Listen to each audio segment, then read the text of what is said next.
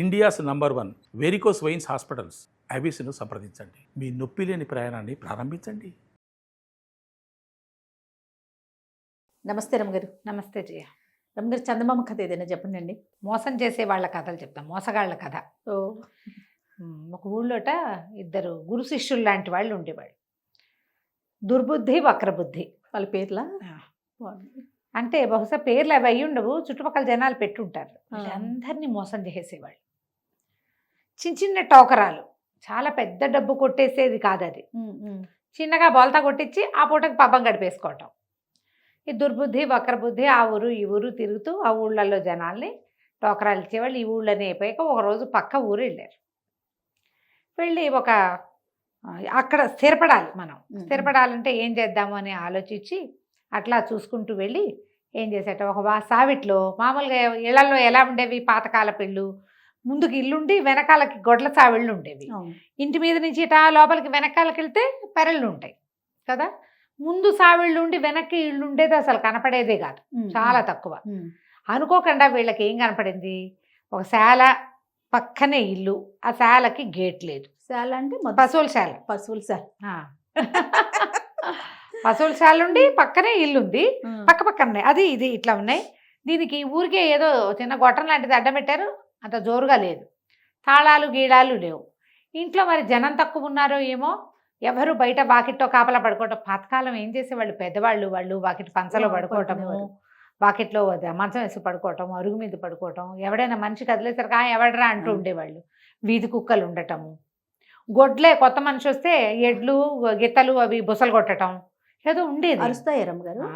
గొడ్లు అరుస్తాయా? అరుస్తాయి. కొన్నిటికి ఇరిటేషన్, మనుషుల్లో ఇరిటబుల్ మనుషులు ఉన్నట్టే గొడ్లల్లో కూడా ఉంటాయి. కొత్త వాళ్ళని చూడగానే గిత్తలు అవి బుస కొడతాయి, గాలి గట్టిగా వదిలిపెట్టడం, చేయటం, రంకేయటం.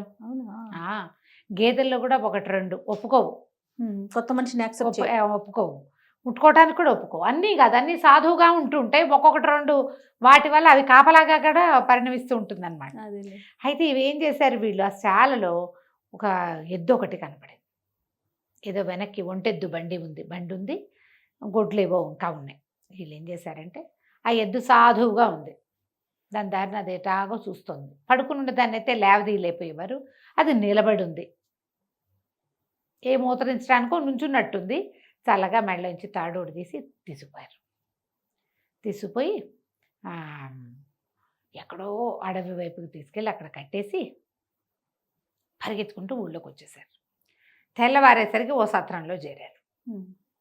వక్రబుద్ధి కొంచెం పెద్దవాడు, దుర్బుద్ధి కొంచెం చిన్నవాడు. ఆ వక్రబుద్ధి పోయి సత్రంలో వాళ్ళతో మాట్లాడుకుని అక్కడ ఉండిపోయాడు. ఈ దుర్బుద్ధి రోడ్డు మీద తిరుగుతున్నాడు. ఓకే. అయితే ఏమైంది, ఇంతలో ఈ పశువుల శాలలో నుంచి గొడ్డు తప్పిపోయింది కదా ఎద్దు. తెల్లవారే లేచి చూసుకునేసరికల్లా రైతుకి ఎద్దు కనపడలా. వాళ్ళ ఇంట్లో వాళ్ళంతా ఏదో పక్క ఊరు పెళ్ళికి వెళ్ళారు. అతనేమో అప్పుడే పెళ్ళి నుంచి వచ్చాడు. ఇంట్లో పిల్లలే పడుకున్నారు, వాళ్ళేమో చూసుకోలేదు. ఇంకేముంది, అయ్యో రామ నా ఎద్దు పోయిందని చుట్టుపక్కల అంతా వెతికారు. ఏం వెతుకుతారు, జనరల్గా తాళ్ళు కూడా తీసుకుని వెళ్ళిన గొడ్డు ఏ పక్క చేలోనో ఏ పక్క వాళ్ళ వాకిటోనో నుంచుంటుంది, ఎక్కడికో పరిగెత్తుకుంటూ పోదు కదా, అట్లా వెళ్ళవవి. ఇక చుట్టూతో అంతా వెతికారు. అయ్యో ఏదో అయిపోయిందని దిపోమని మొత్తుకుంటున్నారు. ఈ దుర్బుద్ధి ఏం చేశాడు, అక్కడ ఇక్కడ వెళ్తూ ఏమిటండి ఏమైంది, ఎందుకంత కాల్ చేస్తున్నారు అని చల్లగా కనుక్కుని, ఒడ్డు పోయిందా, మా గురువుగారు ఒక ఆయన ఉన్నారండి, ఈ ఊళ్ళోనే ఎక్కడో దిగారన్నారు, ఏదో సత్రంలో దిగుతానని కబురు చేశారు, ఏ సత్రంలో ఉన్నారో చూసుకోండి, మరి ఆయన అయితే ఇట్లా పోయిన చిటికలో చెప్తాడండి, ఆయన జ్యోతిష్యం ఇట్టా వేళ్ల మీద ఉంటుందండి అన్నాడు. అనేసరికి ఆ ఊళ్ళో ఉన్నది ఒకటే సత్రం. అందరూ పొలమని పోయారు. పోతే ఆ లోపల వక్రబుద్ధి కూర్చుని ఉన్నాడు. ఏమంటే గురుగారు మీరు ఫలానా గురుగారేనా అని కనుక్కున్నారు. అవునన్నాడు. ఎద్దు పోయిందండి మా ఇంట్లోది, మరి ఎట్లా పోయిందో తెలియలేదు, ఎక్కడుందో చెప్పండి బాబు మీకు పుణ్యం ఉంటుందని రైతు బతిమలాడాడు. అట్లాంటివి ఏమైనా ఉంటే జనం చేరతారు. రోడ్డు మీద ఏదైనా యాక్సిడెంట్ అయినా బోళ్ళ మంది చేరుతుంటారు చూడు. వాడు ఏమడుగుతాడో, ఈయన ఏం చెప్తాడో, నిజంగా దొరుకుతుందో దాని మీద పందేలు, దొరుకుతుందని దొరకదని, చిచ్చి ఇవన్నీ దొంగ మాటలని. ఒకడు కాదు, మా చిన్నప్పుడు ఇలాంటివి, మా ఇంట్లో చిలక వచ్చింది, చిలక ఎక్కడి నుంచి వచ్చిందో ఒక ఆయన చెప్పాడని ఏమో మాట్లాడుకుంటారు. అంతేగా. జనం చేరేసరికి నేనేం చేశాడు, బాగా ఆలోచించి నీ పేరేమిటో, మీ ఇల్లు ఏ దిక్కునుంది అని ఇట్లా బోల్డ్ ప్రశ్నలు వేసాడు. అక్కడి నుంచి సంచులోంచి 2 తాటాకు పుస్తకాలు తీసాడు. తాళపత్ర గ్రంథాలు ఉండేవి కదా, దాన్నంతా తిరిగేశాడు. తిరిగేసి సూటిగా వెళ్ళు, ఊళ్ళోంచి అడవిలోకి వెళ్ళిపో, కుడి చేతి వైపుకి మళ్ళు, కుడి చేతి వైపున బాగా ముందుకెళ్తే ఒక మర్రి చెట్టు వస్తుంది. అవునండి అక్కడ ఏదో మర్రి చెట్టు ఉందండి అన్నాడు. ఆ మర్రి చెట్టు మీదకి ఎదురుకుండా మళ్ళా నడు, అక్కడ ఒక వేప చెట్టు ఉంటుంది, ఆ వేప చెట్టు నుంచి పక్కకు మళ్ళు, అక్కడ చిన్న చింత చెట్టు ఉంది, నీ ఎద్దు అక్కడ కనపడుతోంది నాకు అన్నాడు. జనాలు వేప చెట్టు చింత చెట్టు ఎక్కడైనా ఆలోచిస్తుండగానే ఈ రైతు 5-6 వెంటేసుకుని పరిగెత్తుకుంటూ పోయాడు. వెళ్ళేసరికి ముందు మర్రి చెట్టు కనపడింది, దాని ఎదురుగుండా అలా నడవగా ఒక వేప చెట్టు ఉంది, దాని పక్క నుంచి ఇంకొంచెం దూరం నడిస్తే చిన్న చింత చెట్టు, దాని కింద పడుకుని నెమరేస్తున్న ఎద్దు కనపడింది. ఆశ్చర్యపోయారు. అయ్యో బాబాయ్ ఇంకేమైనా ఉందా, ఎట కనిపెట్టేశాడు, అమ్మో అనుకున్నారు. ఇక ఎద్దుని తీసుకొచ్చిన రైతు పళ్ళు తెచ్చాడు, ఫలాలు తెచ్చాడు, 10 రూపాయలు తీసుకొచ్చి ఇచ్చాడు. బాబాబు మీరు లేకపోతే నేను పిల్లలు కలవాడిని అన్యాయం అయిపోయివ్వండి, ఇది బ్రహ్మాండమైన ఎద్దు, మా ఊళ్ళో ఇది ఒక్కటే ఒంటెత్తు బండి అన్నాడు. ఇంటికి 10 దండాలు పెట్టారు. సత్రం వాళ్ళు మీరేం పావలా ఇవ్వక్కర్లా, హాయిగా 4 రోజులు ఉండి ఇక్కడే తినండి అన్నారు. ఇంత గొప్ప విషయం కదా. మరి అంతేగా. అయితే ఏంటంటే జనరల్గా ఈ ఊళ్ళల్లో 2-3 రకాల వ్యవహారాలు వీళ్ళు చేసేవాళ్ళు కాదు ఇలాంటివి. వీళ్ళు వేరే ఊరు మారుదామనుకున్నారు. ఈ మారే లోపల గ్రామాధికారి పరిగెత్తుకుంటూ వచ్చాడు, మీరు ఉన్నారా లేదా అని వచ్చాను అనేసరికల్లా సరే ఇప్పుడు వీళ్ళే దొంగతనం చేసి దాచేసిన ఎద్దు ఎక్కడుందో చెప్పి 10 రూపాయలు అంటే కనీసం ఒక నెలన్నర గ్రాసం వాళ్ళకి. ఆ రోజుల్లో 10 అంటే చాలా ఎక్కువ కదా, వాడు తెచ్చిచ్చాడు. మరి వీళ్ళేమో చుట్టుపక్కల వాళ్ళు ఏవో పళ్ళు ఫలాలు సమర్పించారు, 4 రోజులు తినచ్చు, 2 రోజులు సత్రంలో చక్కగా శుభ్రంగా భోజనం చేశారు, వెళ్ళిపోదాం అనుకున్నారు. గ్రామాధికారి వచ్చేయమన్నాడు, మీరు జ్యోతిషాచార్యులు ఎవరైనా కావాలి నాకు, మీరు ఏమో ఎద్దును కనిపెట్టారట, నాది కూడా ఒకటి కనిపెట్టండి, బంగారు పాందాన్ని పోయిందండి నాది, అది ఎక్కడుందో చెప్పండి అన్నాడు. కతుక్కుమన్నారు వీళ్ళు. ఓరు నాయన ఎట్లా చెప్తాం ఇది, మనకేమొచ్చు అంతేగా, నీ లెక్కేసి అంటే దొంగ లెక్కలు వేస్తాం, అసలు లెక్కలు రావు కదా. మనమే కొట్టేసి కట్టేసిన ఎద్దునైతే చెప్పగలుగుతాం, ఇది ఎట్లా చెప్తాం. సరే ఇప్పుడు గబగబా పంచాంగం తీసి ఇప్పుడు వర్జ్యం ఉందండి ఇప్పుడు చెప్పకూడదు, తర్వాత చెప్తాం, మీరు ఆనక చెప్తాం, మీరు వెళ్ళరండి అని పంపేశారు. యాక్చువల్గా ఏమైంది, ఆ గ్రామాధికారి ఇంట్లో ప్రారంధం అనే ఒక పనివాడు ఉన్నాడు. ప్రారంధం, వాడి పేరే ప్రారంధం. ఊళ్ళల్లో అట్లా పెడతారు, ఇప్పుడు వీళ్ళకి పెట్లా దుర్బుద్ధి వక్రబుద్ధి కదా. అట్లాగే ప్రారంధుడు. ఆ ప్రారంధం ఏం చేశాడు, ఈ బంగారు పాందాను ఆయన ఈ మధ్యకాలంలో దాని జోలికి రాల, మర్చిపోయాడు అనుకుని వాడు దాచేశాడు. ఈయనకి ఆ రోజు ఎందుకో గుర్తొచ్చింది, ఇక వెతకటం మొదలుపెట్టారు. ఇప్పుడు ఏం చేయాలి, ఇప్పుడు వీడికి ప్రారంధానికి ఏం భయం వేసింది, అమ్మో వీళ్ళు ఎక్కడో కట్టేసున్న ఎద్దుని చెప్పారంటే మన సంగతి కూడా చెప్పేస్తారు, కాబట్టి వీళ్ళని ఏం మాట్లాడుకుంటున్నారో వినాలని గ్రామాధికారి బయటకు వచ్చేయంగానే వీళ్ళు పోయి వీడు వెళ్ళి అక్కడ కిటికీ దగ్గర నుంచున్నాడు. ఆయనతో పాటు వచ్చాడు, ఆయనతో పాటు ఇంటికి వెళ్ళాల, ఆయన ఇంటికి వెళ్ళిపోయాడు. ఇప్పుడు వర్జం ఉంది, మంచి సమయం బాగుపడ్డాక దుస్సమయం ఏదో అంటారు కదా, దుర్ముహూర్తాలు అయిపోయాక మేము చూసి చెప్తానులేండి అన్నారు. ఆయన వెళ్ళిపోయాడు. వీడు కిటికీ దగ్గర నుంచున్నాడు. ఇప్పుడు వీళ్ళు ఏమనుకున్నారు, ఇదేం ప్రారంధం రా మనకి, ఇది ప్రారంధం అంటే ఏమంటారు, మన కర్మకి మన కర్మానికి వచ్చింది అనగానే వాడు గతుక్కుమన్నాడు. ఏమిటి ఇదేం ప్రారంధం అంటున్నారంటే, నా పేరే కదా ప్రారంధం, వీళ్ళకి తెలిసిపోయిందేమో అని. అక్కడి నుంచి రెండోవాడు అన్నాడు, దుర్బుద్ధి అన్నాడు, ప్రారంధాలకు మనం ఏం చేసేదేం లేదండి, ఉత్తర దిక్కుగా నడిచి వెళ్ళిపోదాం అన్నాడు. ఆ ఊరికి ఉత్తరంగా ఇంకో ఊరుంది రామాపురం. ఉత్తర దిక్కు పట్టుకుని నడిచి వెళ్ళిపోదాం అనగానే వీడు హడలిపోయాడు. ఎందుకంటే వీడు ఉత్తరంలో ఉన్న శ్మశానం దగ్గర పాతి పెట్టాడు దాన్ని. పరిగెత్తుకుంటూ లోపలికి వచ్చాడు. బాబు మీ పుణ్యం ఉంటుందండి, ఉత్తర దిక్కులో నేను పాతేశానని మాత్రం చెప్పి, ఇప్పుడు ఉత్తరం కనపడింది, ప్రారంధం పేరు తెలిసింది వాళ్ళకి, ఉత్తరం కనపడింది. ఇప్పుడు ఏమవుతుంది, తవ్వాడు పాతాడు కనపడదు, అంతే కనిపిస్తుంది. అందుకని వచ్చేసాడు లోపలికి. బాబు మీ కాళ్ళు పట్టుకుంటానండి, 10 రూపాయలు సమర్పించుకుంటాను, నేను కూడా బంగారు పాందాని మీద ఆశతోటి చేశానండి, మీరు మాత్రం ఈ పని నేను చేశానని చెప్పకండి దయచేసి, ఎక్కడుందో చెప్పేస్తా అని చెప్పేసి వెళ్ళిపోయాడు.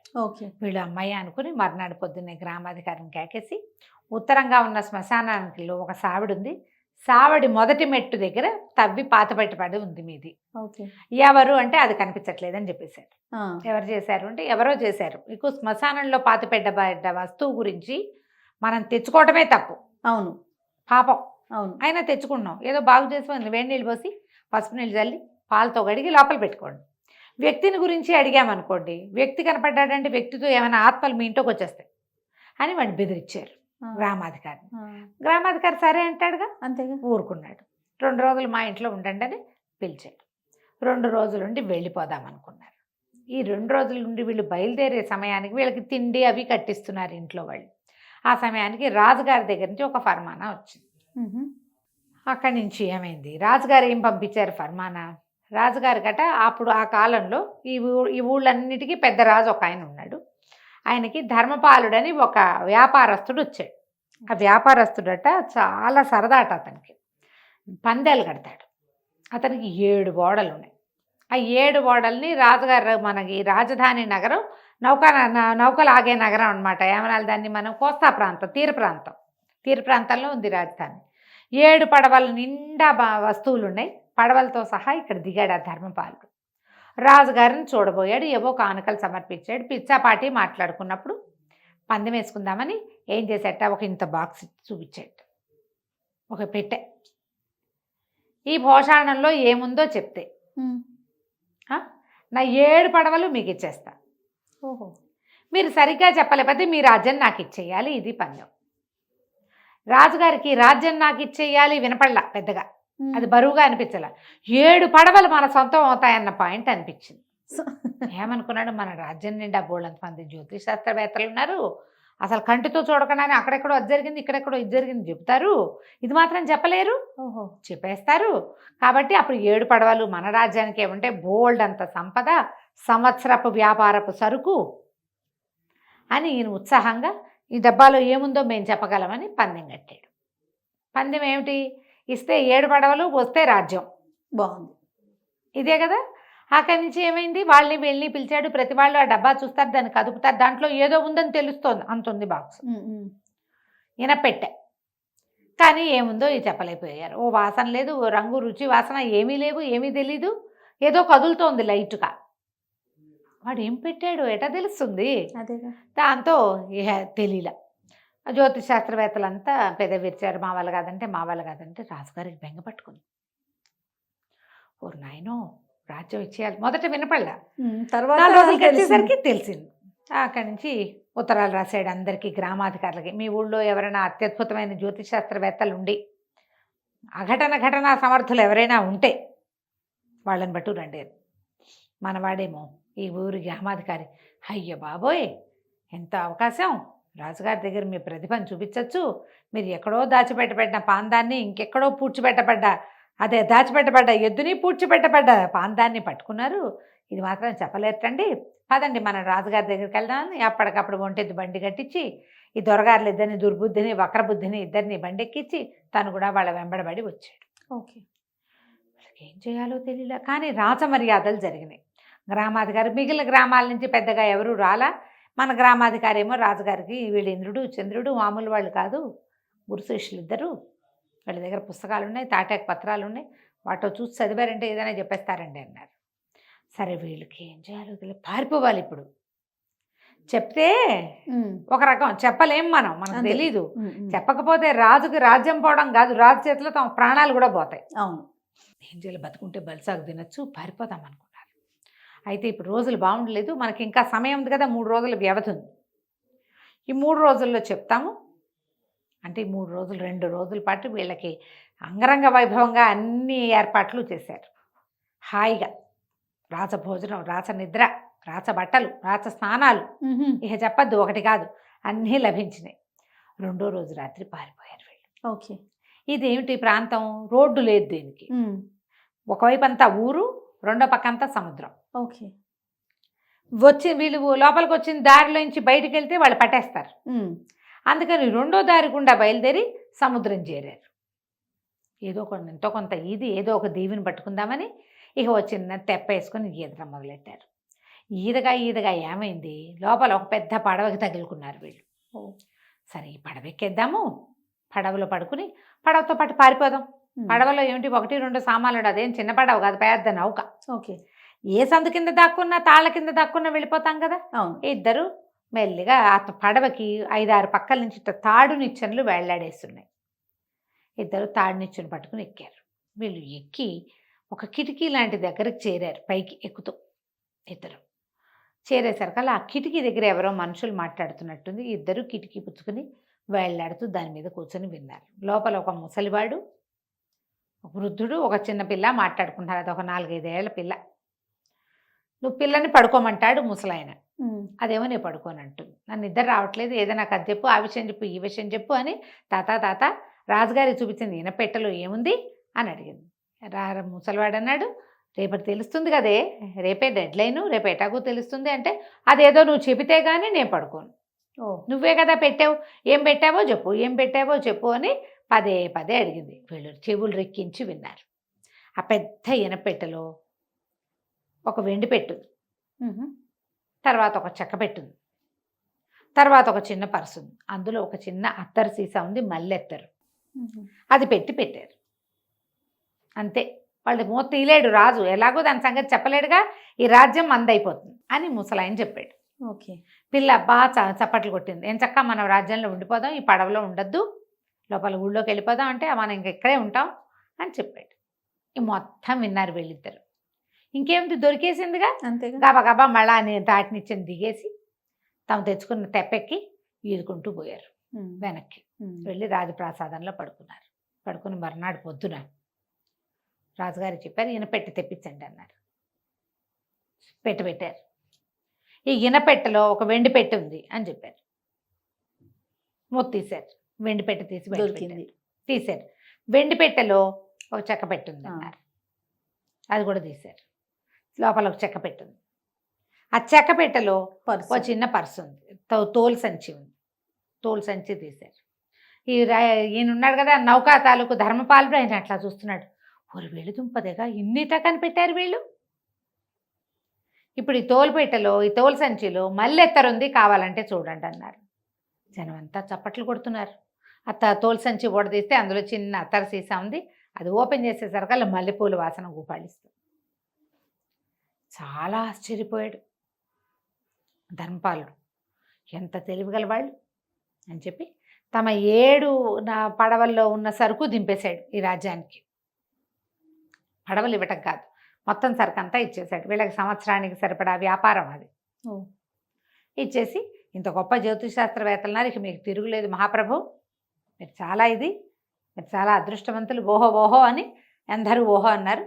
ధర్మపాలుడు వెళ్ళిపోయాడు. రాజుగారు ఎంతో సంతోషించి, అబ్బాయి ఇక నుంచి ఇలాంటి ఏ సమస్యలు వచ్చినా మీరే తీర్చాలి నాకు అన్నాడు. వీళ్ళకి అన్నీ బాగున్నాయి. ధర్మపాలుడు బహుమతులు ఇచ్చాడు, రాజ్యంలో అందరూ బాగా ప్రైజ్ చేస్తున్నారు. రాజుగారు ఎంత బహుమతులు ఇచ్చాడో, ఎన్ని ఇచ్చాడో. కానీ ఇప్పుడు ప్రాబ్లం ఏంటంటే రేపటి నుంచి చెప్పంటాడు. అదే కదా, ఇదేదో ఫ్లూక్గా కుదిరింది రేపు. అందుకని ఏం చేశారు, ఇద్దరు ఒక ఎత్తెత్తారు. ఆ రోజు రాత్రి అందరు పడుకొని నిద్రపోతుంటే వీళ్ళకి ఒక సెపరేట్ రూములు ఇచ్చారు. అందులో కొంచెం నూనె పోసి అంటించేశారు. దీపాలు అంటుకుపోయినాయి. దీపం అంటుకుపోయింది. లబో దిబోమని కేకలు పెట్టారు. మొత్తం సైనికులు వాళ్ళు వీళ్ళు వచ్చారు. జ్యోతిశాస్త్రవేత్తల గదిలో నిప్పంటుకుందనేసరికల్లా రాజుగారు, మంత్రి గారు, సైన్యాధిపతి, గ్రామాధికారి హుటాహుటిన అర్ధరాత్రి పరిగెత్తుకొచ్చారు. వీళ్ళకి ఏమైనా అయిపోయిందేమో, వీళ్ళే కదా రేపొద్దున మన భావి సామ్రాజ్యానికి శకకర్తలు, అందుకని పరిగెత్తుకుంటూ వచ్చారు. వీళ్ళిద్దరికీ ఏం కాలే, ఏవో బట్టలు అవి తగలబడిపోయినాయి. గురువుగారు వక్రబుద్ధి నెత్తిమీ చేతులు పెట్టుకుని ఏడుస్తున్నాడు.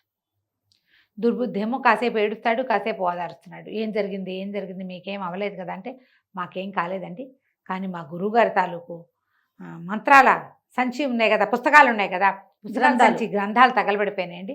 ఎప్పటిదో 500 సంవత్సరాల నాటి తాటాకు, అది ఇట్ట నిపురవ తగిలేసరికి అట్టా భగ్గుమనిపోయింది. ఇప్పుడు ఇవి తగలబడిపోయినాయి. మేమేం జ్యోతిష్యం చెప్తాం ప్రభు మీకు అని వక్రబుద్ధి విపరీతంగా ఏడ్చాడు. దుర్బుద్ధి కూడా బలబలా ఏడ్చాడు. గురువుగారు ఏడుస్తున్నాడు. రాజుగారు అన్నారు, ఏం పర్వాలేదు, మీరేం బాధపడకండి, మీ ఇద్దరికి చెరో పదవి ఇస్తా, మా స్థానంలోనే ఉండండి. మీరు అవేవి చెప్పలేకపోయినా పర్వాలేదు, ఆల్రెడీ చెప్పి మా చాలా పెద్ద సమస్యను తీర్చేశారు మీరు, లేకపోతే రాజ్యం పోయేది. మీ వల్లే రాజ్యం ఉంది, హాయిగా చేరుకో, ఇల్లు ఇస్తాం, వివాహాలు చేసుకోండి, సుఖంగా ఉండండి ఇక్కడేనని చెప్పి వాళ్ళు అక్కడే ఉంచుకున్నారు. తెలివితేటలతో ఇంకా ఏమీ చేయక్కర్లేకుండా ఏదో మామూలుగా ఆఫీస్కి వెళ్ళొస్తూ ఉండొచ్చు. మనకి క్రికెటర్లకి వాళ్ళకి ఇస్తుంటారు ఉద్యోగాలు, ఏముంది ఊరికే వెళ్ళి చూసొస్తారు, అంతకంటే ఏముండదుగా. వీళ్ళకి కూడా అంతే, చక్కగా ప్లేయర్స్కి ఇచ్చినట్టుగానే వీళ్ళకి కూడా మంచి పదవులు ఇచ్చి వాళ్ళతో పాటే ఉంచుకున్నారు. ఇంకా మోసాలకి వాళ్ళు పాల్పడలా, మంచి జీవితాలు వచ్చేసినాయి కదా కంచికి మనం ఇంటికి. బాగుందండి. నమస్తే. నమస్తే జయ.